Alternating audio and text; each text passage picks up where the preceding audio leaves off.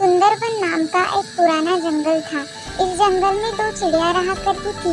एक का नाम था टुनटुन तो दूसरी का नाम था बुलबुल। दोनों चिड़िया एक दूसरे को कई सालों से जानती थी। टुनटुन और बुलबुल एक दूसरे की पक्की सहेलियां थी। रोज पेड़ पर वह मिला करती थी और बहुत गप्पे लड़ाती थी और साथ में मिलजुल कर रहती थी। एक दिन टुनटुन जोर जोर से रो रही थी। उसे रोता देख बुलबुल उसके पास आती है और उससे पूछती है,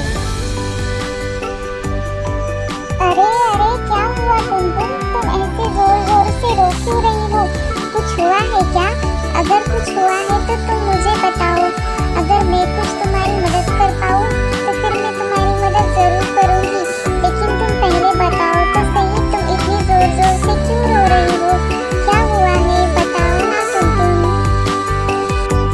अरे क्या बताओ बुलबुल, मेरा घर हवा के झोंके से टूट गया है, इसीलिए मुझे चिंता हो रही है।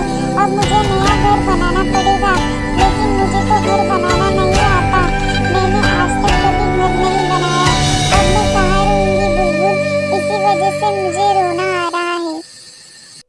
ओफो, तुम भी ना टुनटुन, बस इतनी सी बात से इतना परेशान हो जाती हो और मुझे भी परेशान कर देती हो।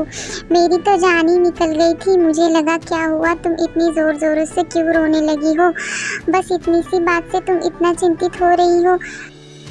बुलबुल, मेरा घर टूट गया, मैं बेघर हो गई और मुझे यहाँ रहने के लिए घर भी नहीं है, और तुम बोल रही हो कि बस इतनी सी बात। अरे टुनटुन, तुम्हारा घर टूट गया है ना, तो मेरा घर तो नहीं टूटा। तुम मेरे घर पे आके रह लो। मेरे होते हुए इतनी चिंता करने की क्या ज़रूरत है? मैं हूँ ना, तुम मेरे घर पे रह लेना। उसमें इतनी चिंता करने वाली और रोने वाली कौन सी बात है? तुम भी ना बिल्कुल पागल हो। बुलबुल, क्या सच में तुम मुझे तुम्हारे घर पे रहने दोगी?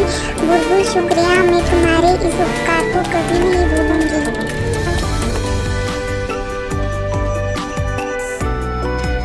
अरे तुम मेरी बेस्ट फ्रेंड हो और तुम्हारे बुरे वक्त में मैं तुम्हारे काम नहीं आऊँगी तो और कौन काम आएगा?